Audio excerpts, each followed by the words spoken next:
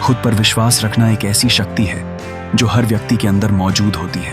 यह विश्वास जीवन में आने वाली चुनौतियों का सामना करने की ताकत देता है। जब आप खुद को पहचान लेते हैं तो आपकी स्वाभाविक क्षमताएं भी सामने आने लगती हैं।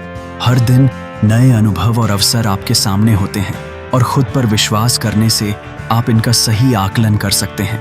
महत्वपूर्ण है कि आप अपने नैतिक मूल्यों और सपनों की ओर ध्यान दें। जब आप अपनी असली पहचान को जान लेते हैं तो आप उन सीमाओं का सामना कर सकते हैं जो आपको प्रभावित करती हैं। खुद पर विश्वास रखने का मतलब है कि आप अपनी कमजोरियों को स्वीकार करते हैं, लेकिन उसी समय अपनी ताकतों को भी पहचानते हैं।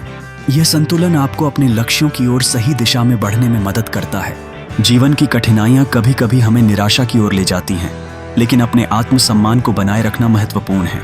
जब आप खुद पर विश्वास करते हैं तो आप नकारात्मक विचारों से प्रभावित नहीं होते।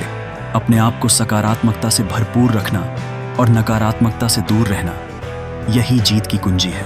जब आप अपने अंदर की शक्ति को पहचान लेते हैं तो उस दिन जीत निश्चित रूप से आपकी होती है।